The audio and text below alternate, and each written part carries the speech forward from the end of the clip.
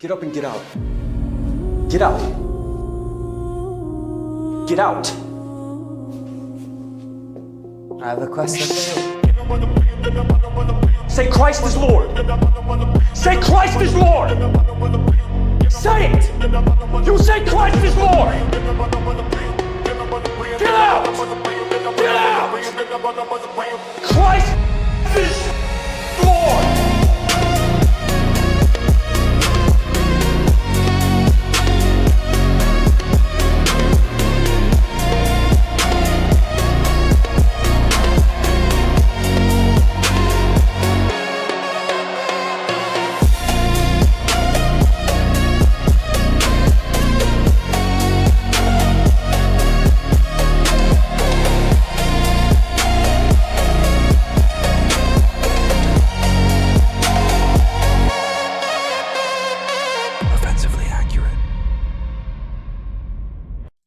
Hello and welcome in to another episode of Offensively Accurate. And to use a quote from Zeb Boykin, I'm not late, you're late. How are you guys doing today? I'm sorry I'm a little bit behind, I'm a little bit frazzled actually. I try to get a lot more done than what I usually can in the same time frame, but we're working along. For anybody who missed it, the Nav Founder Show was yesterday. We debated with Sean Semenko and Chuck and John Ward and Josh Vandernord and Zeb Boykin. Everybody go check that out if you missed it. One comment I just had on that was maybe probably the first time I actually felt like I could actually hold my own. Forgive me, or hold my own weight actually in like a debate like that. I felt like actually I was too prepared, to be quite honest with you. But enough about that. The second thing is the Groyper report has undergone a change of look. It now is exactly what I had envisioned from the beginning, but now it looks clean and pretty. And that was on Saturday from 8 to 10 p.m. and that airs weekly. So anybody who didn't get that, definitely check it out. We got a lot of subs and let me ego flex here a little bit. It is the best performing piece of content on the new American Vision channel. So I would take my W's. Today's going to be rather simple, actually. We have really three kind of big stories. One is kind of robust, and this is going to revolve around Kash Patel.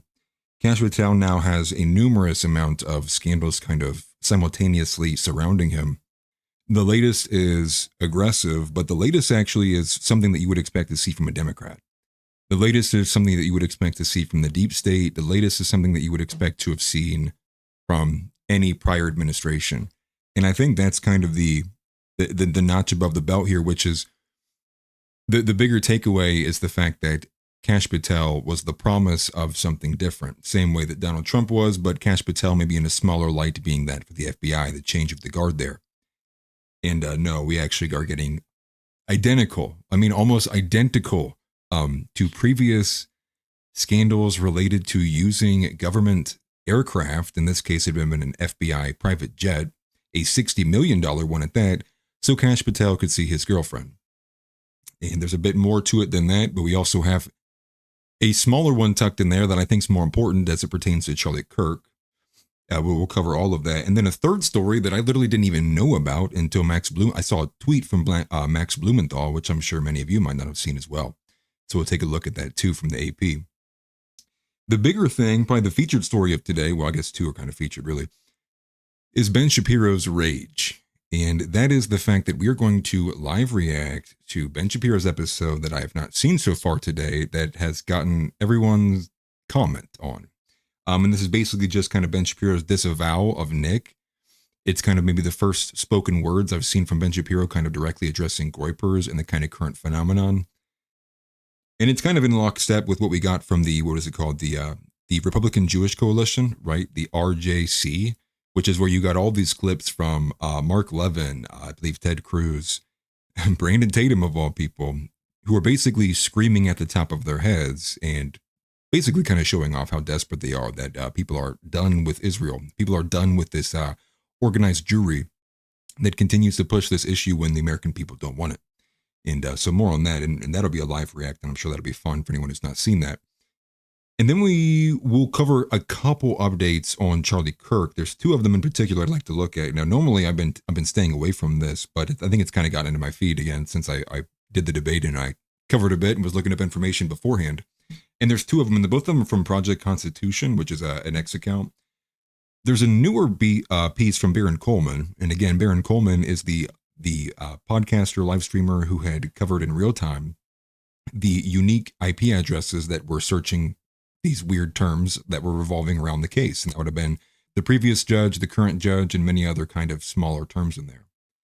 The second is actually statements from the grandmother, I believe, grandmother of Tyler Robinson, that actually kind of contradicts the original story. Now, neither of these I've actually looked into too deeply beyond reading the captions, so a lot of live reacting today, and it'll be fun. But the first that we're not going to be live reacting to is actually what I covered in a video, and we're going to kind of avoid recovering a lot of the same stuff that I already did in the video. But the scandal right now is, I could say twofold, but really it's multifolded. There's a lot of different scandals ongoing. The biggest one, and again, many are familiar with this, is the Epstein files. That's like kind of the biggest one. That's kind of the shadow hanging over the head of Kash Patel, and largely the reason why I think Dan Bongino has not been a public figure since there was that tumultuous beginning, since there was that confrontation. And I believe it was Susie Wiles who Dan Bongino got into a little shouting match with over this. Now, there was reports that Dan Bongino was ultimately going to step away or step down, and it looks like he's staying along board. Maybe they sent him a picture of JFK. They know they sent him a picture of Charlie Kirk. they said, yeah, quit. Just a joke. But maybe. But like we talked about Sunday during the debate, what I'm kind of taking away from the second scandal, which is this probe. And what was this probe? And well, it was led by Joe Kent and Tulsi Gabbard, both literally doing their jobs. And they were following up on some things that gave them questions and pertained to foreign actors in Charlie Kirk's assassination. Now, the way I'd covered it, it was very simple. I mean, I just did a very basic timeline look, which was the first thing that they did, one of the first things they did in the opening hours after Charlie was shot, was they were scrambling to see if there were foreign actors involved. And one thing I brought up that's actually in the New York Times article is the fact that one of the intelligence officials, seeing how Tyler was able to land from the ledge and how quickly he made that decision, that was enough for them to go, maybe he was trained. So it wasn't like a surefire thing, but they were at least open to the possibility. But the scandal there is that it was contentious, that there was a confrontation, that in fact Kash Patel was alarmed, angry, and irritated that Joe Kent decided to do his job. And what we get from that is there was actually two meetings. So supposedly they roped in Susie Wiles, J.D. Vance, and a few other people to kind of cool things down.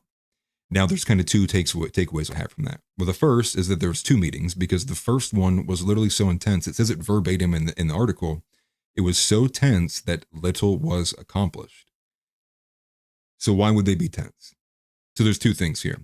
Now the article, the way that it outlines it in the article, is that Kash Patel's main reason for being irritated was less so that he was being overstepped, but more so that there was potential that what Joe Kent and Tulsi Gabbard was doing was going to risk the case against Tyler Robinson or would provide more ammunition to the defense lawyers. So what does that mean? What does that tell us? I think if I take Kash at his word, which I think is very hard to do, but if you take him at his word, I think that then implies that Kash Patel is worried or that the case against Tyler Robinson that they currently have is so weak, but that by the mere attempt of other FBI, other Trump administration officials looking into it could threaten the case. But what if we don't take Kash at his word? Well, the other implication there would be that he's clearly and obviously protecting something. And then the question is who and what and why is he protecting them? Make of that what you will. But if you take the less Israel involved take, it would be, well, they think that the case against Robinson is very weak. And I would have to agree. And that was partly what we talked about on Sunday on NAV, New American Vision, during that debate. So if you want to hear more about that specific stuff, you can turn into that on Sunday. We basically laid out a lot there. The second scandal, or I guess the third scandal, the one that brings us to today, the one that is in the news and is very robust in its nature, is the fact that Kash Patel, during this government shutdown, used a FBI government jet, a $60 million jet, to see his girlfriend who sang the national anthem at a wrestling event. And I believe also now it looks like that they were tracking, I think Kyle Seraphin was tracking the flight patterns more than just actually going and visiting her. It looks like he also dropped her off at home before he returned to where he was at. Just a crazy story. And it's crazy for one reason and one reason in particular. Well, multiple reasons, but the biggest reason being that he had numerous statements about the previous handling of Christopher Wray and scandals that Christopher Wray was being involved in as it pertains to flying government jets. So I want to just take a moment to show you this video clip that I also had in the video I made earlier. This is how Kash felt about Christopher Wray when he did it. Let me put this on screen here for you. Everything guy. Make sure the volume's up too. Is that going to be okay? Who knows? And I'm not saying take all their funding. I'm not the defund everything guy. I'm just saying Chris Wray doesn't need a government-funded G5 jet to go to vacation. Maybe we ground that plane. So why didn't Kash ground his? And it gets better. 15,000 every time it takes off. 15,000 every time it takes off. Just a thought. Minimum. And I'm not. Now, what I will say that I also didn't include in the video there as well, or the video I produced earlier that's all about this, is the FBI that's already issued a statement saying that there's no foul play. The FBI has investigated themselves, and there was no wrongdoing. No. As far as I read, that this is actually supposedly there's already protocol in the FBI for this to be a thing, and in fact, specifically for the FBI director is restricted from flying commercial because it's a security risk, and that I actually understand. The article says that he paid preemptively. So, whether he did pay the $15K or whatnot, I don't think the numbers were actually explicitly in the article. The issue is, I believe here, more so, is this appropriate? Is this in general an appropriate use of a government jet during a shutdown?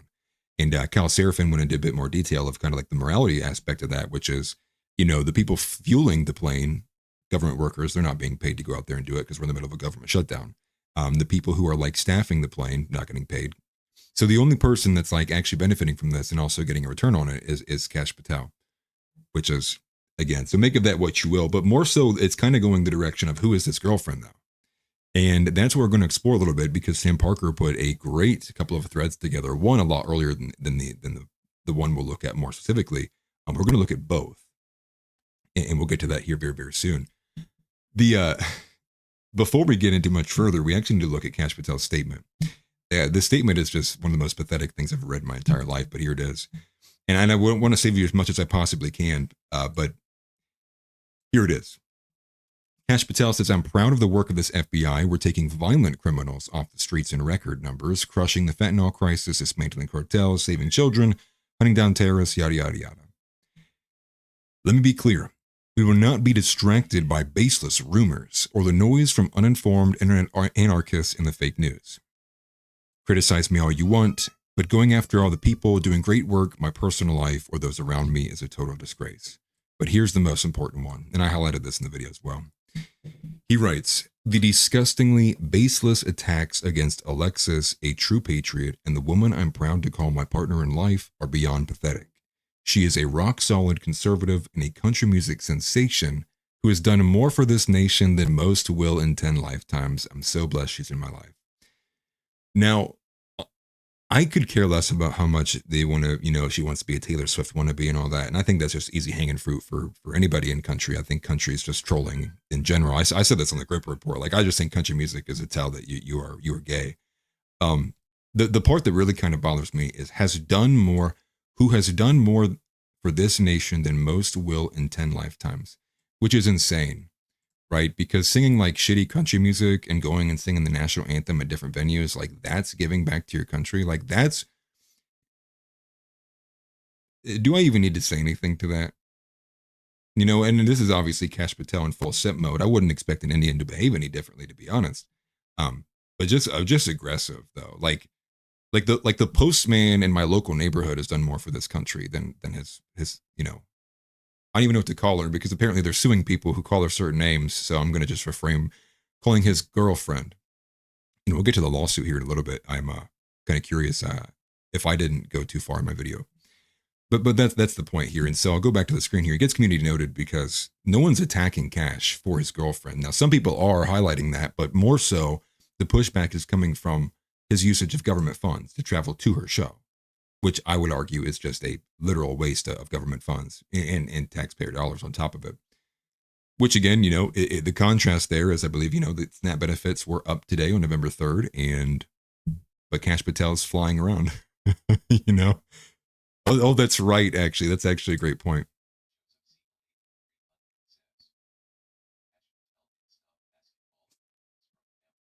Oh, lovely, dude. Hey, we'll take wins where we can get them, right? I mean, that is true, right? That seems to be like the most notable thing the administration or Kash Patel's FBI has done, which is throw Terry Rozier and Chauncey Billups into jail, or at least find them. I'm not sure where so far it is. But obviously, the comments are clear. They are obviously against Kash Patel here, and for good reason.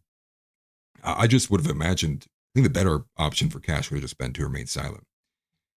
So before we get into who is Alexis Wilkins, so keep that in mind, put a pin in it. We're going to get to Sam Parker here. Yeah, I can fix her. Get the fuck out of here. One of the first things we're going to look at is actually this Max Blumenthal tweet, because I was categorizing and I was bookmarking a lot of stuff, trying to kind of like really build a little bit of story behind the video and kind of understanding like what was the best order, to put all this information in. And what do I find? What I find is a quote tweet from Max Blumenthal of Kash Patel's statement. And in this, he says, this week in the life of FBI Director Kash Patel, he gets caught taking an agency jet to see his auto-tuned country singer girlfriend. Yada, yada. Okay, I get that. And then he fired the top FBI official in charge of agency jets. So that's one thing I've not talked about yet, which is he did fire, I believe his name is Steven something. Regardless, though, he's like a guy who's been there for like 27 years. Kash Patel fires him. And the reason is just like, why did he fire him? So this guy was in charge of the, what was it called? The incident response group. Oh, thank you very much for the super chat, brother. I appreciate that. And like always, any super chat, we always play them out loud. Joseph Siegel 8300 has donated $5 and says thanks for that shout out. I appreciate that, brother. Thank you very much. But the official that he did fire was and again, I forget his name, but he was like the assistant director who was in charge of the incident response team. And also a part of their kind of duties is also being in charge of and organizing the fleet, the FBI fleet. So in there, most people are presuming, given the fact that there's also a report that is, oh, thank you very much. I appreciate that. Hey, listen, I would like to get call-ins in here. Let me put this up on screen. Severe Pain 2011 has donated $2 and says would love to chop it up sometime on a stream, bro. No, I definitely would like to. I actually revamped my call-in system. Today we're doing live reactions, but expect I'm going to do it for both regular live streams and for members only. I'll do a lot more call-ins. And again, I do appreciate the donation. Thank you very much, brother. But this guy he fires, the presumption here is that he fired this guy because this guy would have been in charge of the public tracking information of the jets. Because the report that followed that I was not able to confirm outside of AF Post and I believe Blumenthal, so there's two sources there, is that Kash Patel is now currently asking for that public tracking information to be blocked. Now, I don't know if it's for all government flights or if it's like for his flights in particular, but I would assume that was the reason why he fired the guy. Like somebody's got to go. And the way it almost even comes off to me was like Kash Patel was just like literally enraged. And so maybe he was just like going to fire anybody. Maybe he believed that this guy even leaked it to the press, right? Like, here's his story. But going back to the Max Blumenthal tweet, because something caught me off guard like wildfire. So, he's blocking the public tracking of the agency, disrupted a phony terror plot in Michigan. Wait, what? So I'm right here. I stopped because it's like, wait, I know all the rest of these. Blocked the DNI probe. I covered that. I covered that. I covered that. I covered that. I covered that. What is this? So I was like, phony terror plot in Michigan. I'm like, are we talking about the same one from Gretchen Whitmer? the one that was here, what was that, like almost 4 or 5 years ago? And so it caught me off guard by quite a bit. But no, luckily I find out that actually there's a new one. So we're going to take a look at this article because I didn't look into it too much before we got here. But here's it from the AP. Michigan lawyer says a Halloween terror plot that FBI Director Kash Patel described never existed. So I was like, what is this? So if you read through it here, and I'm making it a bit bigger so everybody can read, it basically seems that it's just that.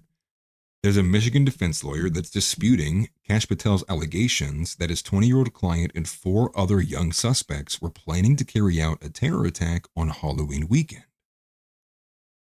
Announcing their arrest on Friday, Patel said more information would be coming soon.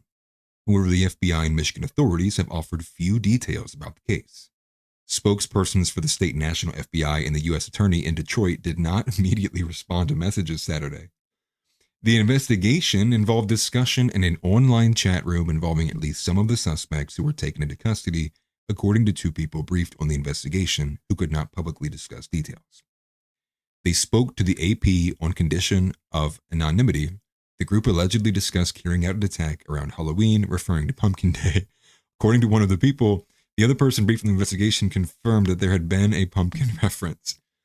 So, what I read and what I suspect from this, as I was reading through it just initially off the rip, was, is this seriously a bunch of teenagers getting roped up and thrown into a van because they were like being maybe a bit too explicit with like detailing their Halloween plans, right? Like, we're gonna do this, right? Oh, scary Halloween. No, the article doesn't really seem to get much better. So they go on. It says, however, lawyer Amir Makled, I'll make sure that's right. Amir Makled, who represents a man from the suburb of Dearborn, who was still detained on Saturday, said federal authorities haven't given him many details about the investigation, but after reviewing the matter, he concluded that no terror event was planned. He said he doesn't expect any charges will be filed. So that's the lawyer. I don't know where this hysteria and this fear-mongering came from. He described the all-male group of U.S. citizens as gamers and said they range in age from 16 to 20.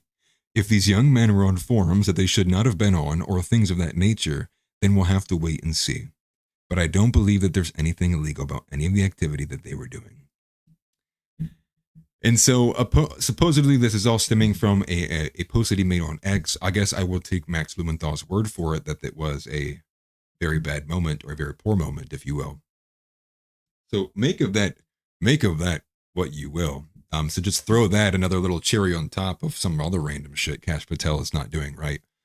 And now it is kind of a question, right? Like it's a question of, is Kash Patel like super incompetent?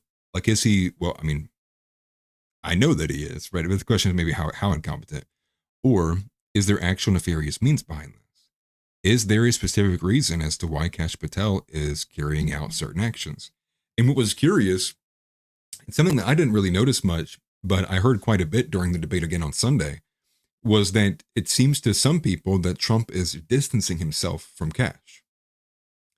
And what happens when that happens is because, well, Trump does not like his ego to be torched. And so anytime someone starts to make him look stupid, he turns it on them. Now, he actually did this to Pam Bondi earlier in the year when he was at the peak of the Epstein scandal. And he basically turned it around and said, Pam, you better clean this up. I can't remember the exact verbiage he used, but it was a Truth Social and it was public. And he let it be known that you better get your shit together. And I don't know if there's been a Truth Social post about Kash Patel yet, but I guarantee one is coming if this does not improve. So to get back into the main story here, who is Alexis Wilkins, right? Who is Kash Patel's girlfriend? Who is the center of this story? Now, it's more so than the fact that she's just singing the national anthem and it's this Taylor Swift, country sensation, this absolute patriot who's done more than any of us combined, dude. You should take all of our ancestors and combine them together. She's done more because she sang the national anthem or whatever he was saying. This is from Sam Parker, and this is the first one. This is part 1 here. Who is Alexis Wilkins? Now, this is from February 23rd, 2025, earlier this year, 1.5 million views. And right there, you'd go, what, how 1.5 million views? Like, is there something there? Well, how much of this is a story?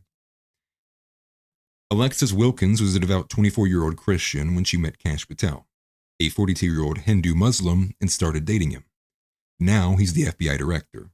She's also the press secretary for Abraham Hamada, a Syrian Muslim member of the U.S. House of Representatives from Arizona and a former member of U.S. military intelligence. Former in quotes because once a Fed, always a Fed. He also writes here that she's also a country music singer based out of Nashville. She works for PragerU, wow, great company to work for, is tight with the Daily Wire, wow, that's 2 strikes, and has ties to TPUSA. 3 strikes, you are out. She hosts her own news and political commentary show on Rumble. I'm sure nobody listens. Let's take a closer look at Alexis, pictured here 3 weeks after meeting Kash Patel in 2022. Now, when I first had seen this photo, she kind of reminds me of that lady, what's her name? Ziegler, I think. Right? Rachel Ziegler, the one who like blew up the, is it Snow White? Yeah. Like she looks like that, right? She's got that kind of like vibe to her, look to her. At least that I thought. Maybe I'm just a blind old man anymore. I'm getting old, guys. But this is what you see here, and I do need my glasses. Man, it is so impossible to read that. So you can see his press secretary there. That's who she works for. And this is the one that's we're gonna cover a little bit, because she denies this, although we'll get to it, right? The working for PragerU part. So he continues. Alexis Wilkins, unique nexus of dynamic and powerful forces. Is she really this talented? Is she the all-American dream girl? Well, she's not even white. That can just do it all. And if so or not, is her rise organic? Let's investigate. So it says media, entertainment, pop culture, government, politics, Israeli influence. Wow. Oh, we'd love to see that. Oh yeah, dude. Let's get some more of that. Alexis's biographical details. So Alexis was born in 1999 in Boston, Massachusetts. That spent most of her childhood in England and Switzerland, while her father attended the University of Geneva School of Economics and Management. She attended the College du Leman International School in Switzerland for a time, also once attended by Tucker Carlson. They eventually moved to Arkansas. Alexis graduated with a bachelor, She went to a private Christian school in Nashville, Tennessee. And then she's also stated that her father worked for Gillette, I'm assuming the razor company, and her mother worked in the pharmaceutical industry. Sam Parker says that he's not going to dox her father, but his presence is online. He also attended Fresno State and Vanderbilt. Okay, so maybe her father's a bit more active in the political scene than he would like to open up here. Or maybe just an online presence. But nothing about him screams international man of mystery. Her great-grandfather fled the Armenian genocide and then fought in World War II. Her grandfather, whom she affectionately calls Papa, fought in Korea. Other than the detail about the Navy, we don't have any other details. This heritage, she says, has given veterans and their causes a special place in their heart. So basically just to say, like, she's got an international history, right? She's got a background that is less American than you and I, right? Because when you and I say we are American, it's because, like, I was born and raised here. I wasn't overseas for 3 years, in Armenia. I wasn't overseas for 2 years in Europe doing this one weird thing, for this one weird internship that didn't exist and you can't look it up, right? Like, that's kind of the background here, right? It is, she's got a traveled background. Now it continues. Personal, old-fashioned, devout Christian. Alexis is allegedly a devout Christian. Forgive me. Who often wears a crucifix necklace. Here, she tells of her Christian upbringing for PragerU and sings about an old-fashioned Christmas, her biggest country music song to date, at least on YouTube. So Sam poses the question here. He says, I think it's a fair question to ask why a young devout Christian woman pining for traditional Christian values is dating an Indian Hindu man old enough to be her father, a man who swore his oath of allegiance to America on the Bhagavad Gita. Is all that old-fashioned? Yeah, great. Spot on.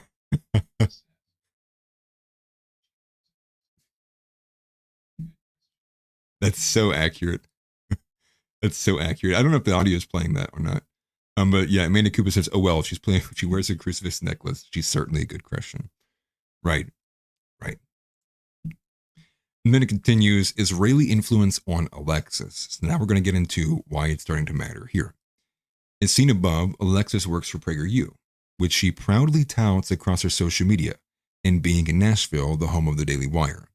It seems they've developed a relationship with her too. They made her a VIP guest to the premiere of Am I Racist back in September 2024.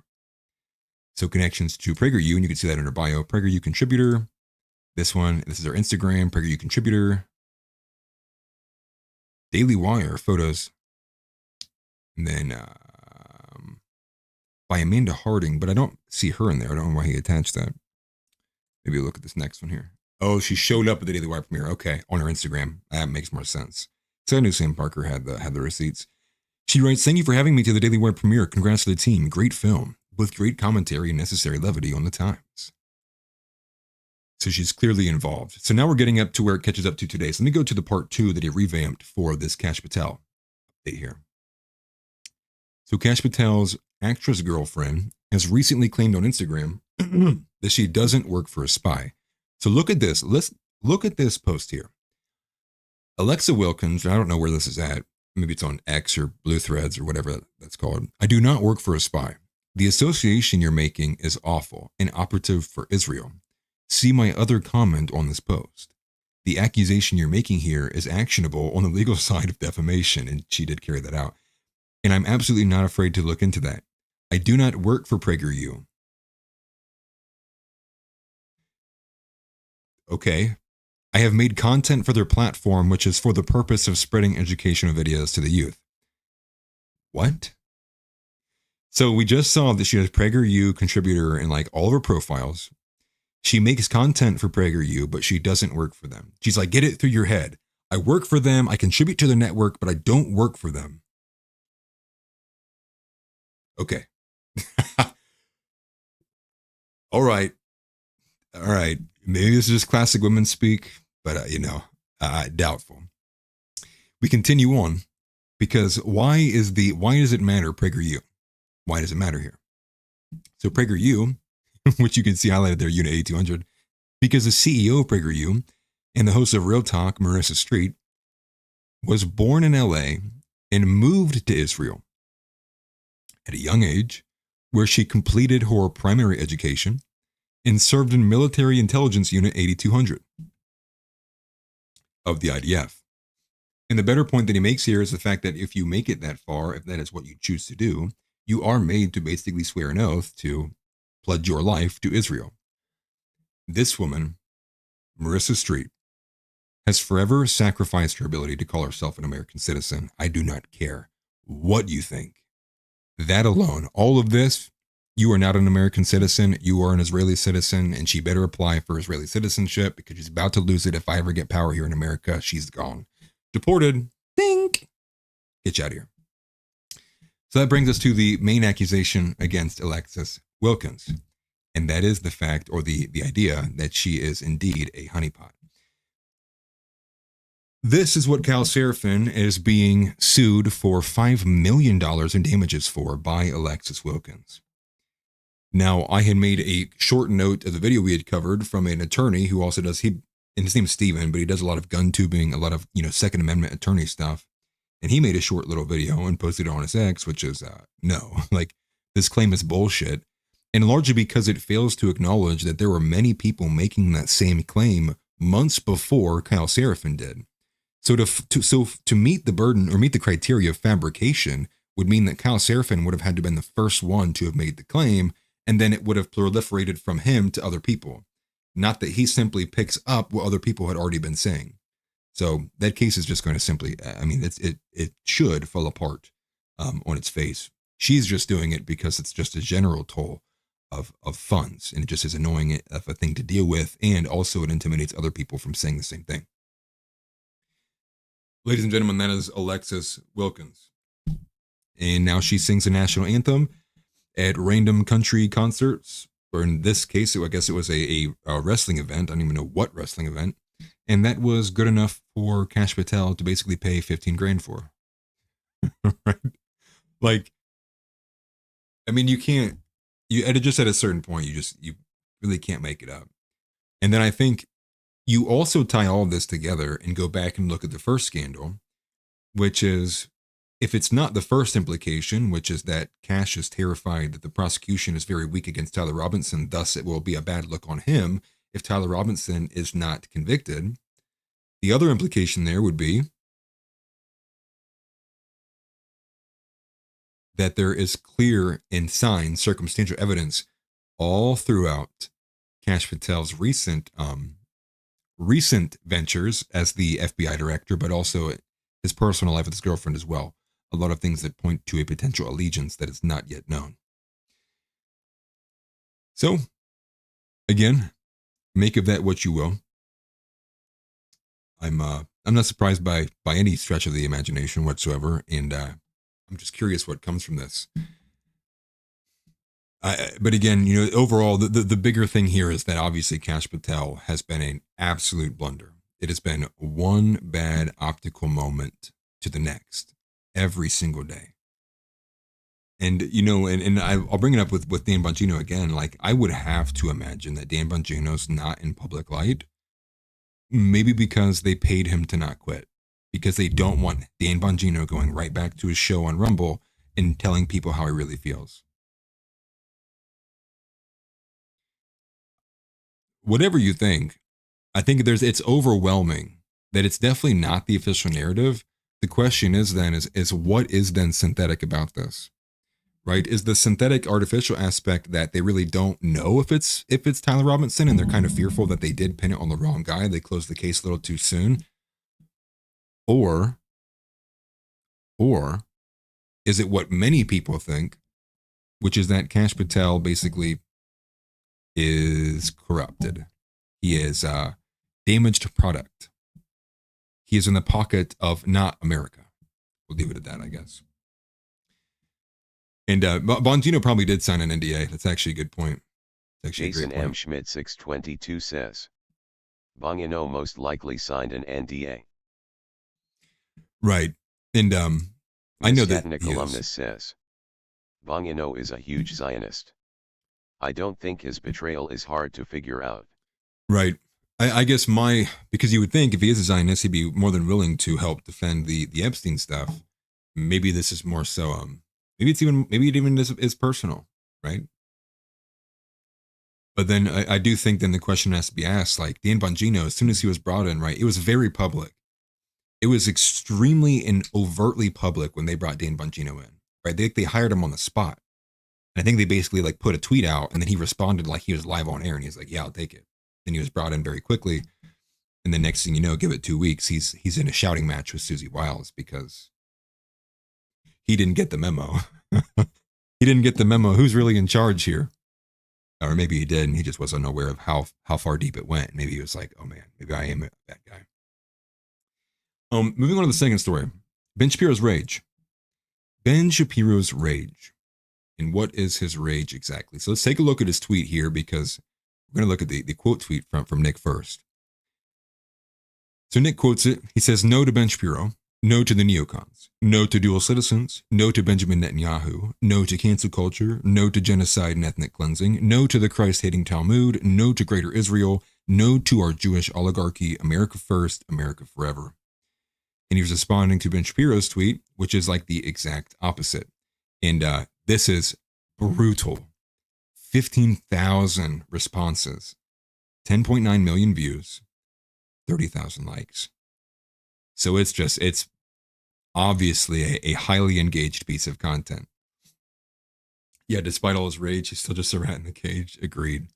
So this is Ben Shapiro's episode today, which I'm assuming is a comprehensive pushback against the Tucker and Nick interview, which when you think of that, who was like one of the only people that we didn't get yet? Oh, forgive me. Was there a member thing that came in that I missed? Well, I appreciate that. I guess it just didn't show up in my activity feed. I appreciate that. I saw a ghost of one right there. I appreciate it. So we're gonna react. We're gonna react in full to this episode. And the point I was getting to was, Brandon Tatum put out a statement. Mark Levin obviously went to this coalition. Many others gave their statements. I mean, Mikhail Olson, Kevin Roberts basically got put through a struggle session, which I would hope you guys saw. We covered a little bit on the Groyper report. That I guess I can talk about that a little bit for those who might not be aware. Essentially, Kevin Roberts puts out a 3-minute video, and it's a statement. And he says, F you all, we're not going to disavow Tucker Carlson. That doesn't mean we don't abhor what Nick Fuentes says, but we're not going to disavow and denounce Tucker Carlson. So the Zionists get wind that this American, had the audacity to do something in his own country without asking for their consent. So they get wind of this and they immediately, like, their rage cannot be contained. So in short order, and no joke, I actually caught this after I had covered it, but Dana Loesch is going to have on, like, immediately. So they're trying to get it done that day, getting Kevin Roberts on a tour to talk about the statement and make him kind of defend it. What's funny is what I had noticed was about an hour and a half before they actually aired that clip, there's a tweet from her producer that says something to the effect of, there's no response yet. Please respond to us, Kevin Roberts. And it's basically like them being irritated.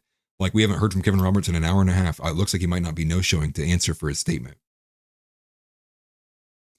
Kevin Roberts did show up, and it's about 36 minutes long. I forced myself to watch every bit of it, and everybody, you guys know how much I cannot stand women speaking, especially women with short pixie hair.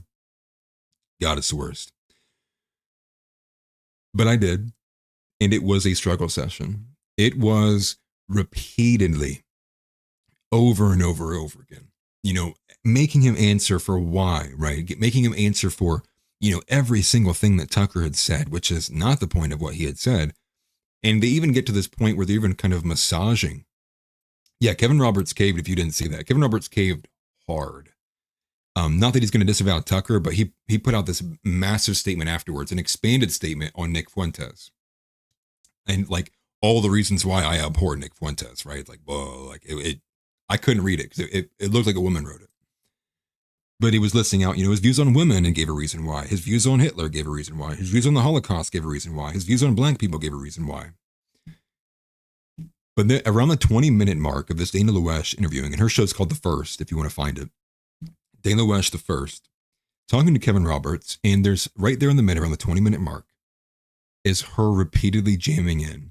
Well, our pushback on Tucker Carlson, because it's definitely scripturally backed up and no one can dispute that.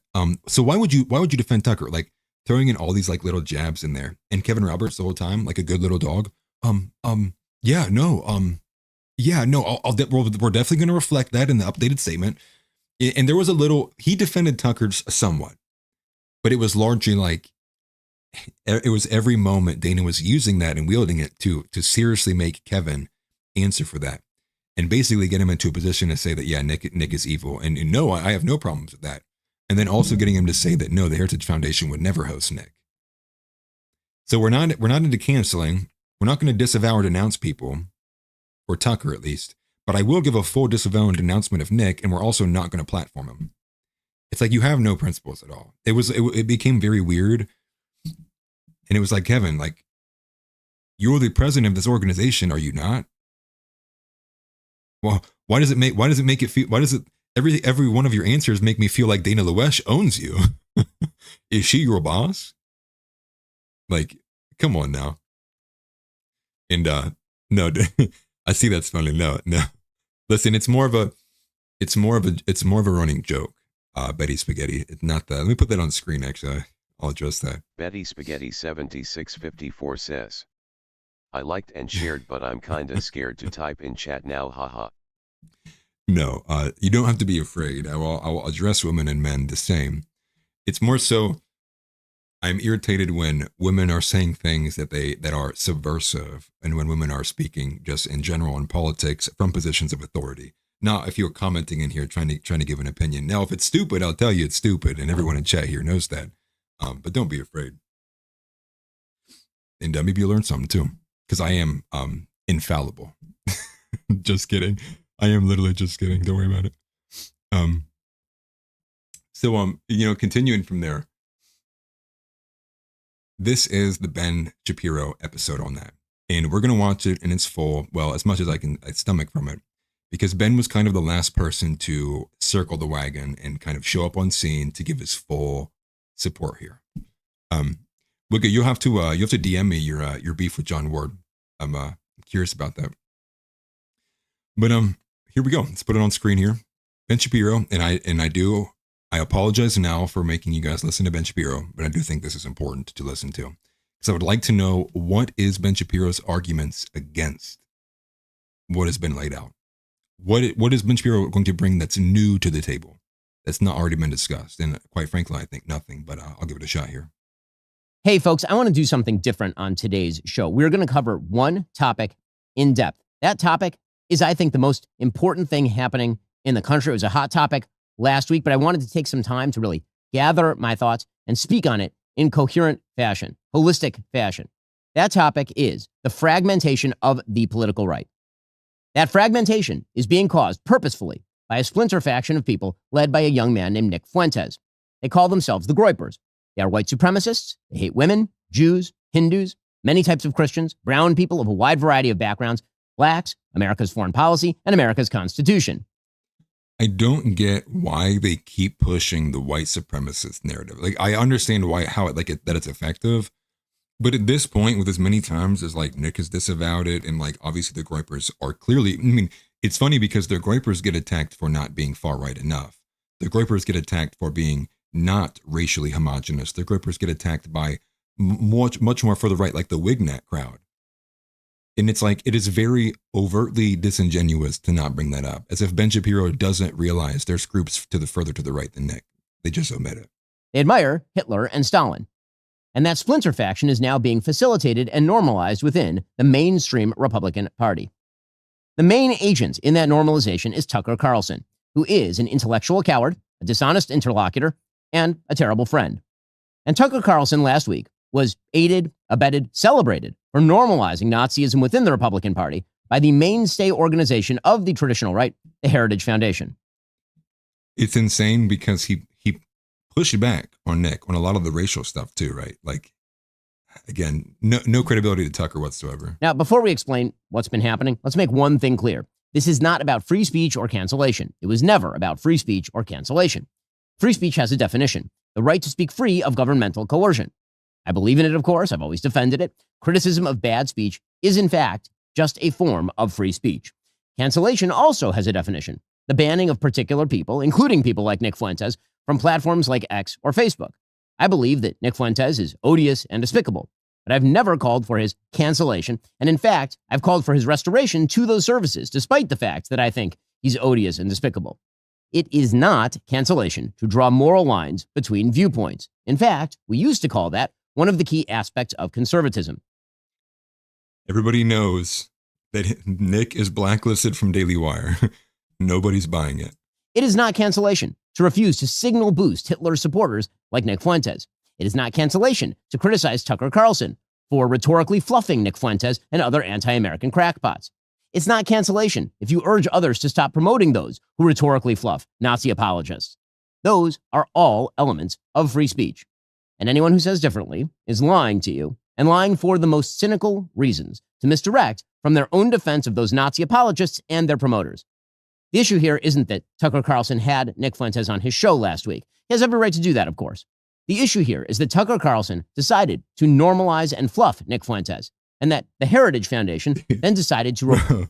Okay, dude, no, he didn't fluff him at all. Like, I'm surely it was, Tucker's typical kind of friendliness there, but to act as if, maybe he didn't watch it, but to act as if Tucker wasn't oppositional, at least in presence for the majority of that interview, is like, I mean, come on. Bustily defend that performance.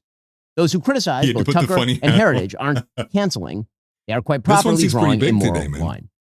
So, for those who don't understand what's going on, let's begin with Nick Fuentes. Now, as I mentioned, last week, Tucker Carlson had on Nick Fuentes. Fuentes is a 27-year-old man who's dubbed himself the leader of a movement called the Groypers. He has a large audience of alienated young white men in particular, and he's earned increased media attention over the course of the past few years. Wait. He said his movement alienated white men? Who's dubbed himself the leader of a movement called the Groypers. He has a large audience of alienated young white men in particular, and he's earned increased media attention over the course of the past few years, especially over the last year. Now, from Tucker Carlson's interview, you might have gathered that Fuentes has some borderline views on race, a peculiar obsession with what he calls organized Jewry, and a rather sad relationship with the female sex. But probably you came away thinking that, for the most part, Fuentes lives on the radical edge of normality. You think that if you watch the interview, because Tucker Carlson decided that it was important not only to host Fuentes, but to smooth over his views, water them down, and make them far more palatable to a normal audience. As we'll discuss in a bit, this is what Tucker Carlson does for a living. But back to Nick Fuentes. To understand just what Tucker did here, Yeah, that's a great question. Who is alienating the white men, Ben? Yeah, who's alienating them? I can't tell you the first time. I felt like I'd been lied to. The first time that somebody had showed me that Ben Shapiro had posted a BLM kind of joke about Jesus, which was, this photo should be named Hands Up, Don't Nail, or whatever it was. It was kind of like an epiphany moment, like my brain got split open. Because how was I a conservative kind of loosely involved in politics, watching Tim Pool and Stephen Crowder and the Daily Wire and, being the normie, right? Being an idiot, not being red pilled yet. I'd made it years watching that content, and not once was it even mentioned or brought up in some kind of way that Ben wasn't Christian. That it was kind of like disappearance. And funny enough, I had heard this from Marjorie Taylor Greene too. She gave a recent talk and she was like, listen, I didn't know anything about Israel until I got here. And that's the point. The point is for so long, this conversation has not only just been hidden into the dark corners of the internet, but even in the dark corner of the internet, it was shoved into the corner of the dark internet. Like, people did not know, and people still are not aware. And as it's getting more mainstream, people are becoming aware. But this was like one of the biggest things around the conversation in general. It was so restricted that people were entirely unaware it was happening. Must actually examine what Nick Fuentes says on his show, and has said for almost a decade, because he was asked precisely 0 questions about any of what you're about to see by Tucker Carlson. Nick Fuentes says women want to be raped. A lot of women want to be raped. And when I say raped, I mean like, that sounds bad when I say it like that. But there's like a lot of women that really want a guy to beat the shit out of them. But also they have to pretend, but part of it is they have to pretend like they don't. Nick Fuentes. And funny enough, the data would back him up. I believe I saw it recently, and this was actually from a Jake Shields thread with Grok, which was crazy. That the numbers that I saw from the Grok post, and again, take it from AI, it's Grok, but look it up, and I know this is true, that it's like 65% of women at some point in their life have been interested in that kind of material. You can see that in their pornographic choices, whether online, digital, also largely more so with the, what's it called? The book, like with the books, right? What is it called? Smut. I could not literally think of the word of the name. And you see it, right? I saw the cover of one the other day and it was like, this girl gets trapped in the labyrinth and then she eventually just gives in to the Minotaur who takes her and then she falls. It's like, what? But it makes sense given women's evolutionary track, given the fact that many women gave birth to children through warfare, not from their husbands, but because their husbands were killed and then they were taken, both them and their children, or they were executed. One of the two. Says that his followers should kill, rape, and die in his name. Erotic literature. Raise your right hand. All right, everybody raise your right hand. Raise your right hand. Repeat after me. I will kill, rape, and die for Nicholas J. Fuentes. Nick Fuentes says that women are whores who shouldn't be in politics. I will continue my crusade against women in politics. It's always like this, and it's so ironic. Women are like, I don't like, when you say, you have to affect the face. When you say to repeal the 19th Amendment, that offends me. That hurts my feelings. It's like, have you ever stopped and considered that maybe if you get offended, there's such a strong emotional reaction to political opinions you disagree with across the board. Like I was getting younger, maybe that's too. one of the reasons why you shouldn't be making political decisions. I'm not attacking women. I'm attacking whores. You have no problems, right? I'm attacking whores. I'm attacking sluts. Stupid, dirty bitches. Nick Fuentes says that Jim Crow was actually better for black people. It was better for them too, number one, but number two, who cares? Who cares? Enough with the Jim Crow stuff. Who cares? Oh, they had to drink out of a different water fountain. Big fucking deal. Oh no, they had to go to different schools. This is crazy. Their water fountain. I mean, this isn't even engaging with anything of him new. This is just what Benny Johnson did, which was just like repost an old thread of all these clips that have circulated since like 2019 to poison the well on him. It's like, for one, I know there's more recent clips that are probably similar to what's being said here, but really, I mean, it's so disingenuous, man. It is so over the top disingenuous that it's just. But it's Ben Shapiro, man. And that famous picture was worse. Who cares? Grow up. Drink out of the fucking water fountain. It's water. It's the same. And, even if it was bad, who cares? Who cares? It's better. It's better in general. We all agree it was better for them. It's better for us. Better in general. Nick Fuentes says that white people are justified in being racist. reason that we talk about this, by the way, I know a lot of black people see this and they go, man, why are you always talking about black people, this and that?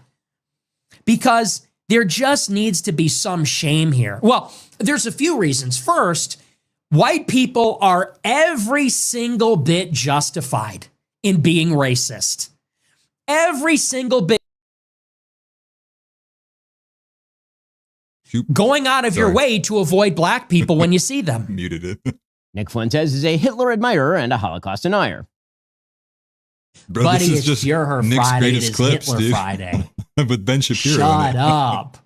It is Heil Hitler Friday, nigga. Heil Hitler, all my niggas Nazis. Hitler was a pedophile and kind of a Dude, pagan. this is the greatest clips it's like, here, dude. well, he was also really fucking cool. So, you know, time to grow up. We're not children anymore. Am I right? Am I right? Am I right, boys? Am I right? Let's go. He was also really fucking cool. Like, Ben Shapiro's playing all of this, and it's like, yeah, young white men are going to watch this, and they're going to go, you know who I would like to be more like? Ben Shapiro. This is what you get. This is exactly, you get what you deserve when you lie to people. You get what you deserve when you lie to people for this long. You get what you deserve. Like, yeah, dude, I care not 1 ounce at all. Ben, this is everything that you asked for and more. I hope you're happy. It doesn't really sound correct to me. Wait a second. It takes 1 hour to cook a batch of cookies, and you have 15 ovens, probably in 4 different kitchens, right? Doing 24 hours a day, every day for 5 years. How long would it take you to make 6 million? I don't know. It certainly wouldn't be 5 years, right? The math doesn't seem to add up there. The math doesn't quite seem to add up there. I don't think you'd result in 6 million. Maybe 200 to 300,000 cookies. And I think the Red Cookie Association said something like that, probably 200 to 300,000 cookies baked, probably. And in addition, you know, Listen, in this dude, I'm hypothetical, I watching Ben Shapiro. imagine that if you took aerial photographs over the kitchens, you would need to see certain smokestacks to release the smoke from baking the cookies. And the smokestacks would project certain shadows, but I guess they're not visible in the aerial photographs taken over the kitchens. Dude, I'm Moreover, if you look at the soil texture, it's really not deep enough for mass cookie storage underground. Nick Fuentes believes that the Yeah. Jews start all the wars, that perfidy That is funny. That all the clippers are done.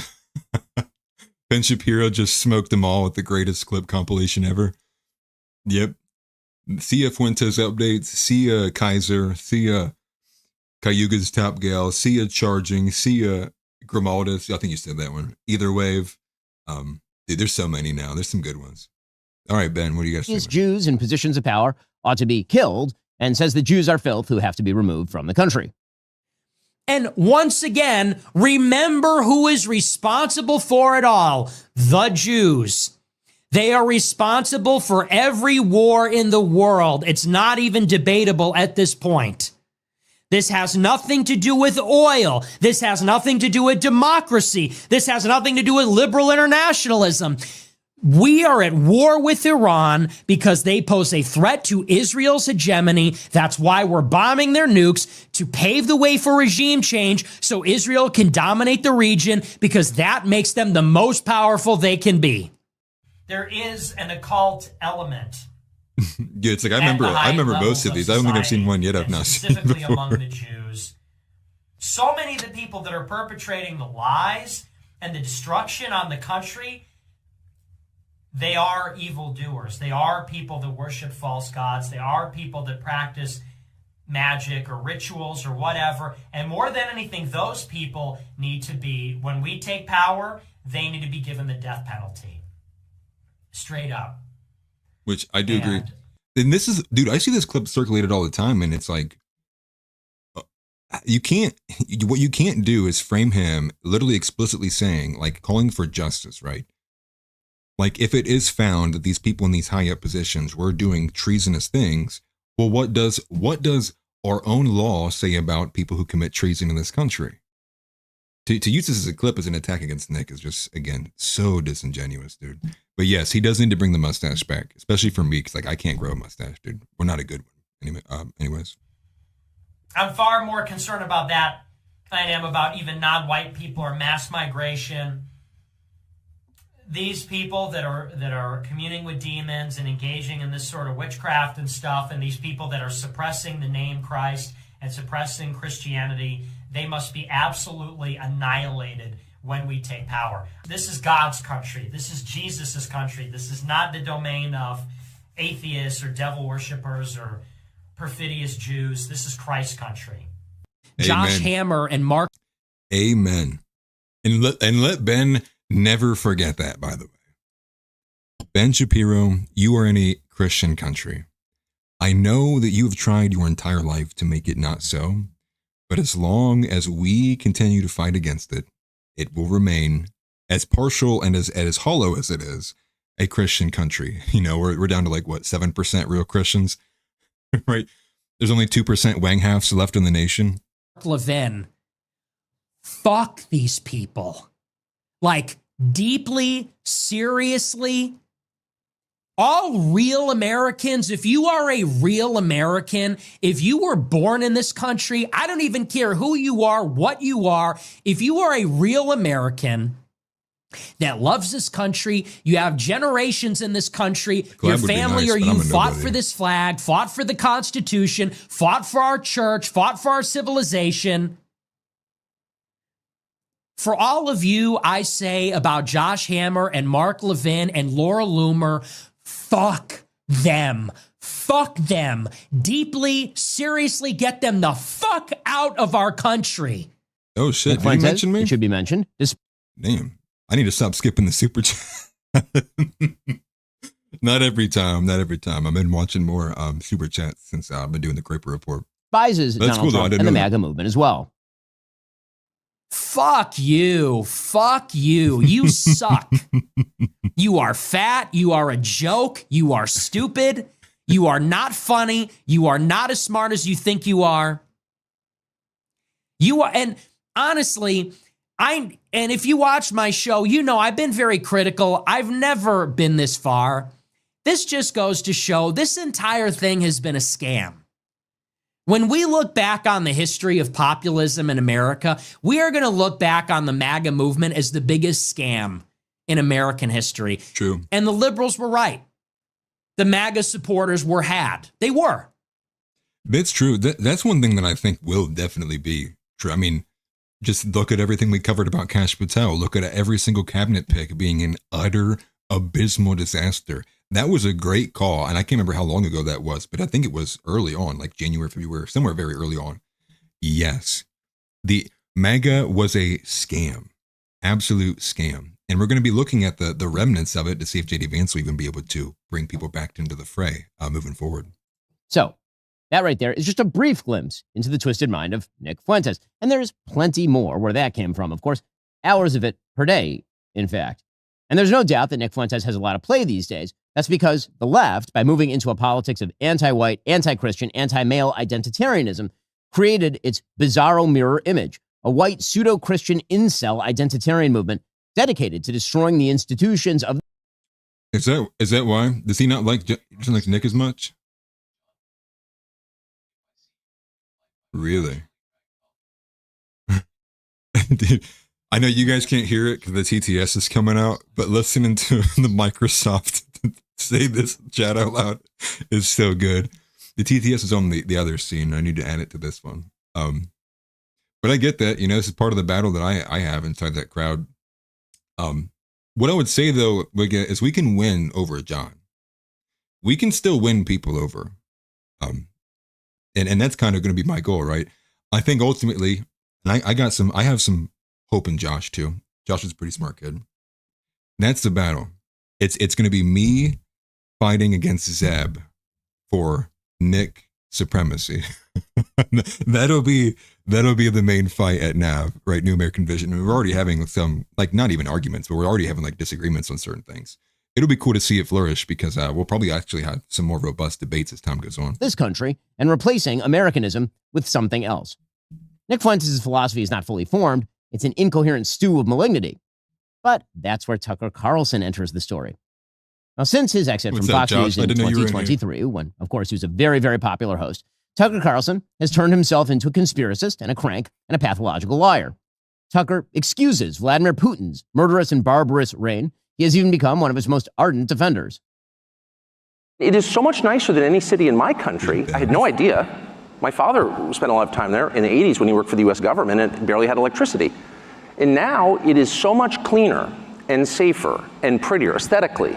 It's architecture, it's food, it's service, than any country, city in the United States that you have to, and this is non-ideological. How did that happen? How did that happen? And at a certain point, I don't think the average person cares as much about abstractions as about the concrete reality of his life. And if you can't use your subway, for example, as many people are afraid to in New York City because it's too dangerous, you have to sort of wonder, like, isn't that the ultimate measure of leadership? And that's true, by the way, it's radicalizing for an American to go to Moscow, I didn't know that, I've learned it this week, to Singapore, to Tokyo, to Dubai and Abu Dhabi. Because these cities, no matter how we're told they're run and on what principles they're run, are wonderful places to live. Oh, I see. So when Tucker talks about foreign countries that he would like to see flourish, it's bad. But when Ben talks about foreign countries that he wants to see flourish, it's good. Now, I understand the working principle here. If Ben says it, yes. If Tucker says it, no. Wow, that's actually pretty easy. I have to do no thinking required. Just parrot everything Ben Shapiro says. Like, what a joke, dude. What an absolute joke. This is crazy because we are 13 minutes in and Ben said like 10 words. It's just clip after clip after So I guess you put in 10 rubles here and you get it back when you put the cart back. You can't make me hate him, Ben. Free, You just can't do it. There's an incentive to return it and not just bring it to your homeless encampment. I went from amused to legitimately angry. So we were guessing what this would cost. Everybody hears from the United States, buys groceries, and we didn't pay any attention to costs as we were just putting in the cart what we would actually eat over a week. And we all came in around $400, about $400. It was $104 US here. And that's when you start to realize that ideology maybe doesn't matter as much as you thought, corruption. If you take people's standard of living and you tank it through filth and crime and inflation, and they literally can't buy the groceries they want, at that point, maybe it matters less what you say or whether you're a good person or a bad person. You're wrecking people's lives in their country, and that's what our leaders have done to us. And I remember that. It was like the food in Russia. Dude, you're fine. You're cracking me up, Wiggy. I think the food, I can't remember. He said it just then, but I can't remember what it was. But it's a huge difference, right? In America, this would have been like 5 times the cost. And it's like, aren't you in Russia? Like, isn't everything supposed to be worse over there? You're telling me Russia's got better deals at Aldi's than we do in America? I wonder who's causing that. And Tucker Carlson interviewed Vladimir Putin, by the way. Vladimir Putin was so amused by Tucker Carlson's easy questioning that he actually mocked him. Tucker Carlson has massaged the Iranian dictatorship and admitted to not asking any difficult questions of the president of that dictatorship. The interview is limited by a couple of factors. One, it was done by remote through a translator. That's always awkward. Fair. I won't pause. For another, I don't speak Persian. And there are all kinds of questions that I didn't ask the president of Iran, particularly questions to which I knew I could not get an honest answer, such as, was your nuclear program totally disabled by the bombing campaign by the U.S. government a week and a half ago? There's no chance he's going to answer that question honestly. I didn't bother to ask it. The answer, in fact, from an American perspective, even from the CIA's perspective, is unknowable. Tucker bizarrely worships at the altar of Qatar. They're mad at you because you don't put your parents in some institution. Maybe they're trying to break up your families. Well, it can be a reason. Honestly, I don't know what is really the purpose behind this. But did you catch that, Josh? We see that a lot of things that are happening are attacks on humanity in general. It's when you lose the family value, when you lose the connection. What are these ropes even doing? Like, is this even real? Like, it looks like he literally went to Walmart, bought a $5, dinner table set, put it on his head. Is that even what it is? I mean, it looks like he went to a barber shop and stole, like, the cloth they put around your neck when they give you a haircut. What? And dude, those look like the beginning rings of a pile of shit.